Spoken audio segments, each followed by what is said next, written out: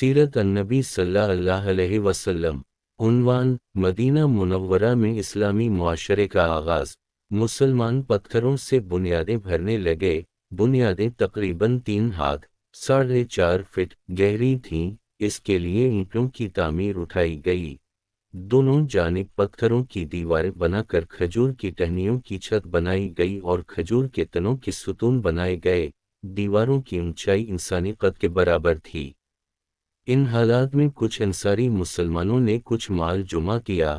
وہ مال آپ صلی اللہ علیہ وسلم کے پاس لائے اور عرض کیا: اللہ کے رسول، اس مال سے مسجد بنائیے اور اس کو آراستہ کیجیے۔ ہم کب تک چھپر کے نیچے نماز پڑھیں گے؟ اس پر حضور اکرم صلی اللہ علیہ وسلم نے ارشاد فرمایا: مجھے مسجدوں کو سجانے کا حکم نہیں دیا گیا۔ اسی سلسلے میں ایک اور حدیث کے الفاظ یہ ہیں: قیامت قائم ہونے کی ایک نشانی یہ ہے کہ لوگ مسجدوں میں آرائش اور زیبائش کرنے لگیں گے، جیسے یہود اور نصاری اپنے کلیساؤں اور گرجوں میں زیب و زینت کرتے ہیں۔ مسجد نبوی کی چھت کھجور کی چھال اور پتوں کی تھی اور اس پر تھوڑی سی مٹی تھی۔ جب بارش ہوتی تو پانی اندر ٹپکتا۔ یہ پانی مٹی ملا ہوتا، اس سے مسجد کے اندر کیچڑ ہو جاتا۔ یہ بات محسوس کر کے صحابہ کرام رضی اللہ عنہم نے عرض کیا: یا رسول اللہ، اگر آپ حکم دیں تو چھت پر زیادہ مٹی بچھا دی جائے تاکہ اس میں سے پانی نہ رسے، مسجد میں نہ ٹپکے۔ آپ صلی اللہ علیہ وسلم نے ارشاد فرمایا: نہیں، یوں ہی رہنے دو۔ مسجد کے تعمیر کے کام میں تمام مہاجرین اور انصار صحابہ نے حصہ لیا، یہاں تک کہ خود حضور نبی کریم صلی اللہ علیہ وسلم نے بھی اپنے ہاتھوں سے کام کیا۔ آپ صلی اللہ علیہ وسلم اپنی چادر میں اینٹیں بھر بھر کر لاتے، یہاں تک کہ سینہ مبارک غبار آلود ہو جاتا۔ صحابہ کرام رضی اللہ عنہم نے حضرت صلی اللہ علیہ وسلم کو اینٹیں اٹھاتے دیکھا تو وہ اور زیادہ جان فشانی سے اینٹیں ڈھونے لگے۔ یہاں اینٹوں سے مراد پتھر ہیں۔ ایک موقع پر آپ صلی اللہ علیہ وسلم نے دیکھا کہ باقی صحابہ تو ایک ایک پتھر اٹھا کر لا رہے ہیں اور حضرت عمار بن یاسر رضی اللہ عنہ 2 پتھر اٹھا کر لا رہے تھے، تو ان سے پوچھا: عمار، تم بھی اپنے ساتھیوں کی طرح ایک ایک پتھر کیوں نہیں لاتے؟ انہوں نے عرض کیا: اس لیے کہ میں اللہ سے زیادہ اجر و ثواب چاہتا ہوں۔ حضرت عثمان بن مظعون رضی اللہ عنہ بہت نفیس اور صفائی پسند تھے۔ وہ بھی مسجد کی تعمیر کے لیے پتھر ڈھو رہے تھے۔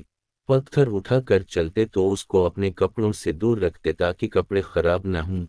اگر مٹی لگ جاتی تو فوراً چٹکی سے اس کو جھاڑنے لگ جاتے۔ دوسرے صحابہ دیکھ کر مسکرا دیتے۔ مسجد کی تعمیر کے بعد حضور اکرم صلی اللہ علیہ وسلم اس میں 5 ماہ تک بیت المقدس کی طرف منہ کر کے نمازیں پڑھتے رہے۔ اس کے بعد اللہ کے حکم سے قبلہ کا رخ بیت اللہ کی طرف ہو گیا۔ مسجد کا پہلے فرش کچا تھا، پھر اس پر کنکریاں بچھا دی گئیں۔ یہ اس لیے بچھائی گئیں کہ ایک روز بارش ہوئی، فرش گیلا ہو گیا۔ اب جو بھی آتا اپنی جھولی میں کنکریاں بھر کر لاتا اور اپنی جگہ پر ان کو بچھا کر نماز پڑھتا۔ تب نبی کریم صلی اللہ علیہ وسلم نے حکم دیا کہ سارا فرش ہی کنکریوں کا بچھا دو۔ پھر جب مسلمان زیادہ ہو گئے تو نبی کریم صلی اللہ علیہ وسلم نے مسجد کو وسیع کرنے کا ارادہ فرمایا۔ مسجد کے ساتھ زمین کا ایک ٹکڑا حضرت عثمان غنی رضی اللہ عنہ کا تھا۔ یہ ٹکڑا انہوں نے ایک یہودی سے خریدا تھا۔ جب حضرت عثمان رضی اللہ عنہ کو معلوم ہوا کہ حضور صلی اللہ علیہ وسلم مسجد کو وسیع کرنا چاہتے ہیں تو انہوں نے عرض کیا: اے اللہ کے رسول، آپ مجھ سے زمین کا یہ ٹکڑا جنت کے ایک مکان کے بدلے میں خرید لیں۔ چنانچہ نبی کریم صلی اللہ علیہ وسلم نے زمین کا وہ ٹکڑا ان سے لے لیا۔ مسجد نبوی کے بارے میں آپ صلی اللہ علیہ وسلم نے ارشاد فرمایا: اگر میری یہ مسجد ثنا کے مقام تک بھی بن جائے، یعنی اتنی وسیع ہو جائے، تو بھی یہ میری مسجد ہی رہے گی، یعنی مسجد نبوی ہی رہے گی۔ اس سے ظاہر ہو رہا ہے کہ آپ نے مسجد نبوی کے وسیع ہونے کی اطلاع پہلے ہی دے دی تھی اور ہوا بھی یہی۔ بعد کے ادوار میں اس کی توسیع ہوتی رہی ہے اور اس کا سلسلہ جاری ہے اور آگے بھی جاری رہے گا۔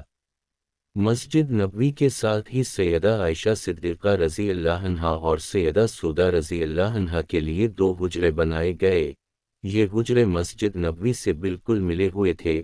ان حجروں کی چھتیں بھی مسجد کی طرح کھجوروں کی چھال سے بنائی گئی تھیں۔ مسجد نبوی کی تعمیر تک آپ صلی اللہ علیہ وسلم حضرت ابو ایوب انصاری رضی اللہ عنہ کے گھر میں قیام پذیر ہے۔ آپ صلی اللہ علیہ وسلم نے ان کے مکان میں نچلی منزل میں قیام فرمایا تھا۔ حضرت ابو ایوب انصاری رضی اللہ عنہ اور ان کی بیوی نے آپ صلی اللہ علیہ وسلم سے درخواست کی تھی، حضور آپ اوپر والی منزل میں قیام فرمائیں۔ اس پر آپ صلی اللہ علیہ وسلم نے جواب میں فرمایا، مجھے نیچے ہی رہنے دیں، کیونکہ لوگ مجھ سے ملنے کے لیے آئیں گے، اسی میں سہولت رہے گی۔ حضرت ابو ایوب انصاری رضی اللہ عنہ فرماتے ہیں، ایک رات ہماری پانی کی گھڑیاں ٹوٹ گئی، ہم گھبرا گئے کہ پانی نیچے نہ ٹپکنے لگے اور آپ صلی اللہ علیہ وسلم کو پریشانی نہ ہو، تو ہم نے فوراً اس پانی کو اپنے لحاف میں جذب کرنا شروع کر دی، اور ہمارے پاس وہ ایک ہی لحاف تھا اور دن سردی کے تھے۔ اس کے بعد حضرت ابو ایوب انصاری رضی اللہ عنہ نے پھر آپ صلی اللہ علیہ وسلم سے اوپر والی منزل پر قیام کرنے کی درخواست کی۔ آخر آپ صلی اللہ علیہ وسلم نے ان کی بات مان لی۔ ان کے گھر کے قیام کے دوران آپ صلی اللہ علیہ وسلم کے لیے کھانا حضرت اسعد بن زرارہ اور حضرت سعد بن عبادہ رضی اللہ عنہما کے ہاں سے بھی آتا تھا۔ اس تعمیر سے فارغ ہونے کے بعد حضور اکرم صلی اللہ علیہ وسلم نے حضرت زید بن حارثہ اور حضرت زید بن رافع رضی اللہ عنہما کو مکہ بھیجا تاکہ حضور اکرم صلی اللہ علیہ وسلم کے گھر والوں کو لے آئیں۔ حضور اکرم صلی اللہ علیہ وسلم نے انہیں سفر میں خرچ کرنے کے لیے 500 درہم اور 2 اونٹ دیے۔ رہبر کے طور پر ان کے ساتھ عبداللہ بن عریقت کو بھیجا۔ سیدنا ابو بکر صدیق رضی اللہ عنہ نے یہ اخراجات برداشت کیے۔ ان کے گھر والوں کو لانے کی ذمہ داری بھی انہیں ہی سونپی گئی۔ اس طرح یہ حضرات مکہ معظمہ سے آپ صلی اللہ علیہ وسلم کی صاحبزادیوں حضرت فاطمہ رضی اللہ عنہا، حضرت کلثوم رضی اللہ عنہا کو حضرت صلی اللہ علیہ وسلم کی اہلیہ محترمہ حضرت سودا بنت زمعہ رضی اللہ عنہا اور دایا ایمن رضی اللہ عنہا جو زید بن حارثہ رضی اللہ عنہا کی اہلیہ تھیں، اور ان کے بیٹے حضرت اسامہ بن زید رضی اللہ عنہا کو لے کر مدینہ منورہ آ گئے۔ حضرت اسامہ بن زید رضی اللہ عنہ آپ صلی اللہ علیہ وسلم کی دایا کے بیٹے تھے اور آپ صلی اللہ علیہ وسلم کو حد درجے عزیز تھے۔ آپ صلی اللہ علیہ وسلم کی بیٹی حضرت زینب رضی اللہ عنہا چونکہ شادی شدہ تھیں اور ان کے شوہر اس وقت تک مسلمان نہیں ہوئے تھے، اس لیے انہیں ہجرت کرنے سے روک دیا گیا۔ حضرت زینب رضی اللہ عنہا نے بعد میں ہجرت کی تھی اور اپنے شوہر کو کفر کی حالت میں مکہ ہی چھوڑ آئی تھیں۔ ان کے شوہر ابوالعاص بن ربیع رضی اللہ عنہ تھے۔ یہ غزوہ بدر کے موقع پر کافروں کے لشکر میں شامل ہوئے، گرفتار ہوئے، لیکن انہیں چھوڑ دیا گیا، پھر یہ مسلمان ہو گئے تھے۔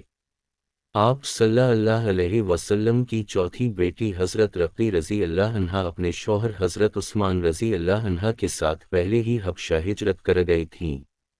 یہ بعد میں حبشہ سے مدینہ پہنچے تھے۔ حضرت ابوبکر رضی اللہ عنہ کے گھر والے بھی ساتھ ہی مدینہ منورہ آ گئے۔ ان میں ان کی زوجہ محترمہ حضرت رومان، حضرت عائشہ صدیقہ اور ان کی بہن حضرت اسمہ رضی اللہ عنہ شامل تھیں۔ حضرت ابوبکر صدیق رضی اللہ عنہ کے بیٹے حضرت عبداللہ رضی اللہ عنہ بھی ساتھ آئے۔ حضرت ابوبکر صدیق رضی اللہ عنہ کی زوجہ حضرت رومان رضی اللہ عنہ کے بارے میں نبی اکرم صلی اللہ علیہ وسلم نے فرمایا تھا، جس شخص کو جنت کی حوروں میں سے کوئی حور دیکھنے کی خواہش ہو، وہ رومان کو دیکھ لے۔ ہجرت کے اس سفر میں حضرت اسمہ رضی اللہ عنہا کو مدینہ منورہ پہنچنے سے پہلے قباء میں ٹھہرنا پڑا۔ ان کے ہاں حضرت عبداللہ بن زبیر رضی اللہ عنہ پیدا ہوئے۔ بچے کی پیدائش کے بعد مدینہ پہنچیں اور اپنا بچہ آپ صلی اللہ علیہ وسلم کی گود میں برکت حاصل کرنے کے لیے پیش کیا۔ یہ ہجرت کے بعد مہاجرین کے ہاں پہلا بچہ تھا۔ ان کی پیدائش پر مسلمانوں کو بے حد خوشی ہوئی، کیونکہ کفار نے مشہور کر دیا تھا کہ جب سے رسول اللہ صلی اللہ علیہ وسلم اور مہاجرین مدینہ آئے ہیں، ان کے ہاں کوئی نرینہ نہیں ہوئی کیونکہ ہم نے ان پر جادو کر دی ہے۔ حضرت عبداللہ بن زبیر رضی اللہ عنہ کی پیدائش پر ان لوگوں کی یہ بات غلط ثابت ہو گئی، اس لیے مسلمانوں کو بہت خوشی ہوئی۔ مسجد نبوی کی تعمیر مکمل ہو گئی تو رات کے وقت اس میں روشنی کا مسئلہ سامنے آیا۔